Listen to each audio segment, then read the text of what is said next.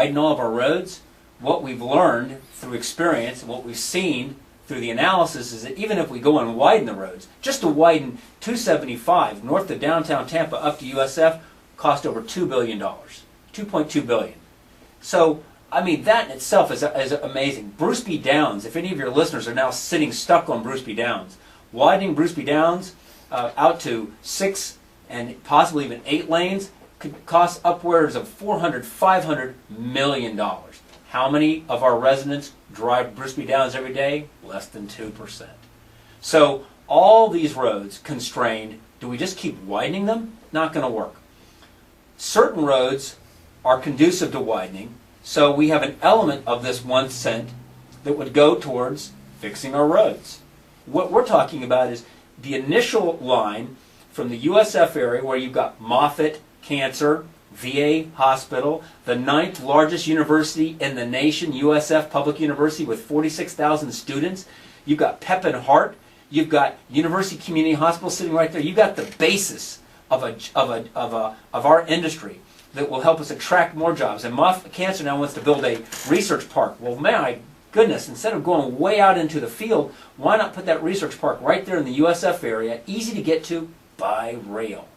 If you can go from there down to the downtown area, people who now live in Hunters Green, Tampa Palms, might decide, rather than dealing with the traffic along Bruce B. Downs, I'll move downtown. I can take the rail line back and forth between the USF area and the downtown area. Ultimately, that line's then going to extend westward out to West Shore, the largest shopping district in the state, one of the largest in the nation. What a perfect spot. And then from there, right up through the airport towards West Chase, which is mired in traffic, has lots of people, and would be very conducive to transit. Transit is not about saying, I like a railroad better than I like a car. Transit's about saying, in certain areas, it doesn't make any sense to try to widen the road. Every time at the County Commission we talk about widening roads, people pile in to go, don't you dare, you're going to make the road less walkable, make my community less livable, I don't want it, and it's too expensive. So what we're trying to do is come up with a smarter mix.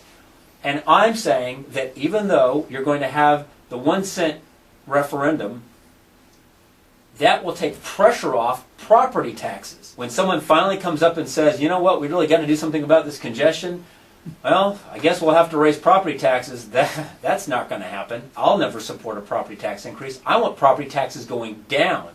It was Rubio himself who suggested eliminating the property tax and swapping it out with an increase in the state sales tax. I kind of looked at that and thought, you know what? Property taxes are going down. Keep pressuring property taxes down. Put the emphasis for transit on a sales tax where 30% of the people who pay it don't even live in our district. They're visitors, tourists. So now we can improve our roads. We've got a message to the entire world. Come to Tampa Bay.